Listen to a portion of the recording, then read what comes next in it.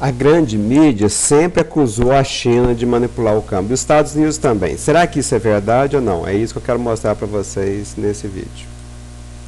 Bom, a tese da mídia o que é? A China manipula sua moeda e mantém a moeda desvalorizada, uma guerra cambial, uma competição desleal. Tá? Essa é a tese da mídia, mas não é a tese que eu abraço. Por quê? Na minha opinião, o que aconteceu? A China estabilizou a sua moeda, ou seja, não é só a China que manipula a moeda, não. Todos nós deveríamos manipular para manter a estabilidade do país. Nenhum empresário gosta de investir num país que ele não sabe o preço do câmbio. Então isso aqui é essencial para um país ir bem.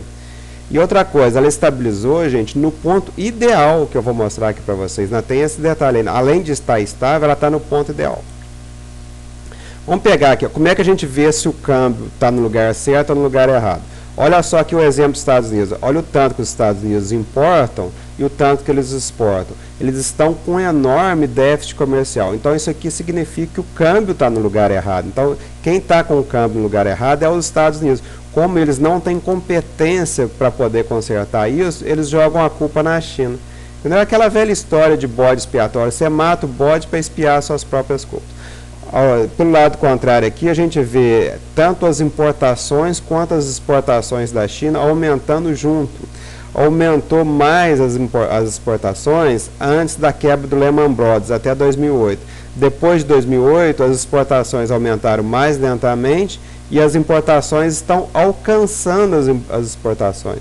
Então está tudo sob controle na China e quem está errado é os Estados Unidos, mas eles jogam a culpa na China. É assim mesmo, tá? A gente tem que saber interpretar o que os outros falam. Para poder evidenciar esse fato, aqui eu peguei só o incremento no comércio mundial, tá, da China, e a gente vê só o quanto que estranho, eu só peguei aqui só essa variação do ano para o outro, tá vendo? Então eu peguei tanto e a gente amplia para poder ver melhor, né? Então eu peguei, ó, o incremento das exportações, tá vendo? Até 2007, o incremento nas exportações foram muito, esse azulzinho aqui, ó, foi muito acima do incremento nas importações. Então o superávit comercial da China estava aumentando até 2007.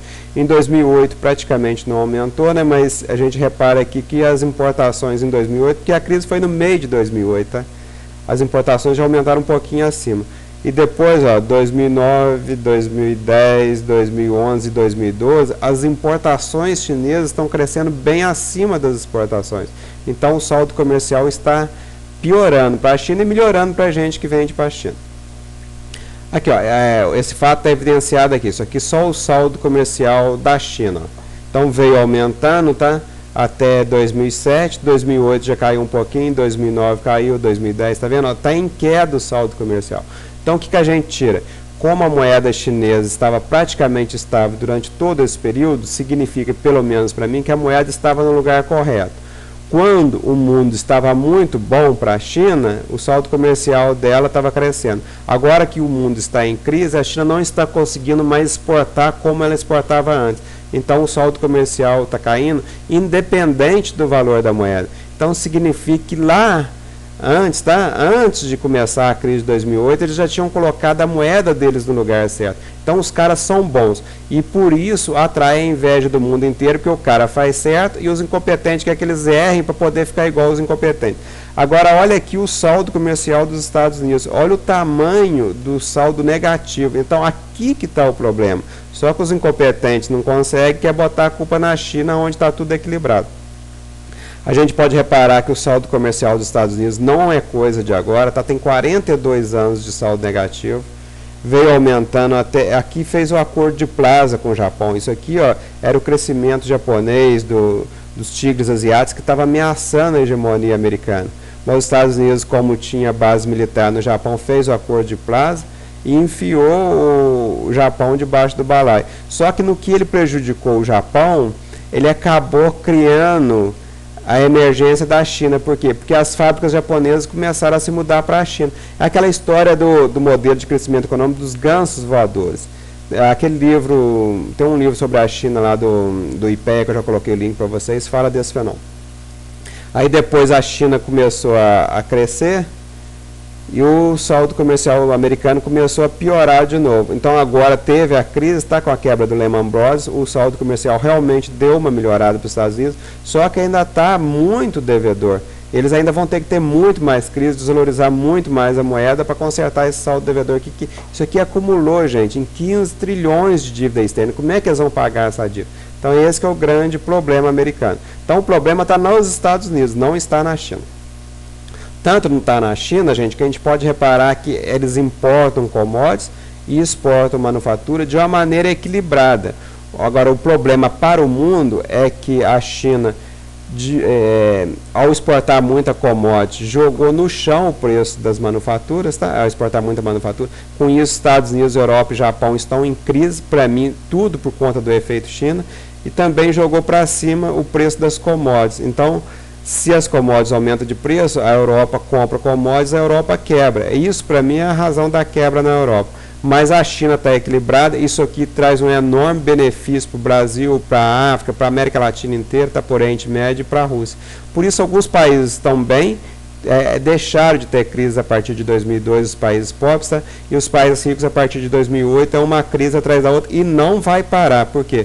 É porque o efeito China vai se sustentar. Então, qual é a conclusão que a gente tira? Como todo país sem commodities, a China se vê obrigada a manter sua moeda desvalorizada. É evidente que se a gente for analisar, gente, o PIB, paridade de poder de compra e o PIB em dólares, a moeda chinesa está desvalorizada, assim como todas as moedas dos emergentes da China, porque todo país que não tem commodity, ela tem que manter a moeda dela bem desvalorizada para ganhar competitividade. É o contrário da doença holandesa. Mas o comércio exterior está em perfeito equilíbrio. Então, quer dizer, a gente fala que a moeda está desvalorizada e não está ao mesmo tempo. Por quê? Porque país que não tem commodity tem que pagar pouquinho os seus empregados. Eles falam, meus empregados chineses ganham pouco. Mas é evidente que ganha pouco, lá não tem commodity. Aqui no Brasil a gente pode ganhar bastante porque nós estamos num paraíso. Já os Estados Unidos estão com o comércio exterior em completo desequilíbrio. É lá que tem problema. Então a gente pode reparar que tanto nas manufaturas quanto nas commodities os Estados Unidos estão altamente devedores, tá? Isso aqui vai dar merda, vai ter choro e ranger de dente. É evidente que eles vão ter que consertar esse desequilíbrio, tá? Nenhum país vai ficar comprando fiado do mundo muito tempo. Eu acho que um dos fatores que estão fazendo que a China diminua suas exportações é isso. A China já viu que não vai receber esse dinheiro dos Estados Unidos, então parou de trabalhar de graça para eles. Então, por isso, diminuir as exportações da China. Logo, mais para frente, outros países vão copiar e os Estados Unidos vão ter que trabalhar para pagar suas dívidas. Eles não podem ficar comendo sem trabalhar. Então, o dólar veio se valorizando até janeiro de 2003 e depois disso o dólar está caindo. Essa queda deve continuar para poder dar competitividade ao americano. O americano está ganhando muito, ele fica gastando horrores, é uma geração gafanhota.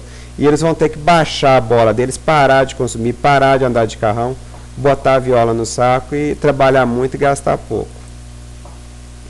Porque o saldo comercial deles, gente, olha só, vinha aumentando espantosamente. Aí teve o estouro da bolha imobiliária, tá? Depois a quebra do Lehman Brothers, até que deu uma melhoradinha. Mas assim que eles começaram a tentar sair da crise, o saldo comercial piorou de novo. Então esse saldo comercial que tem que ser revertido, se não for para eles pagarem a dívida externa, pelo menos para eles pagarem o que eles comem. Hoje eles importam muito mais do que eles exportam, 800 bilhões de dólares. Esse trem os Estados Unidos vai ter que reverter porque o mundo vai parar de vender fiado para eles, não tem a menor dúvida. E essa queda americana, gente, a gente não vê só no comércio, não. Olha o preço das ações corrigido pelas exportações mundiais, tá? Teve uma bolha lá em 29, uma super bolha com a Segunda Guerra Mundial, que os Estados Unidos realmente venceram a Segunda Guerra Mundial, ficaram donos do mundo, mas a queda dos Estados Unidos começou com a derrota deles para o Vietnã. Foi ali que os árabes botaram as manguinhas de fora e que o mundo viu que os Estados Unidos também não eram assim tão bons, tá? As ações foram lá embaixo, aqui teve uma grande crise americana, os Estados Unidos deu o calote por desaceramento, ele deixou de converter o dólar em ouro, tá?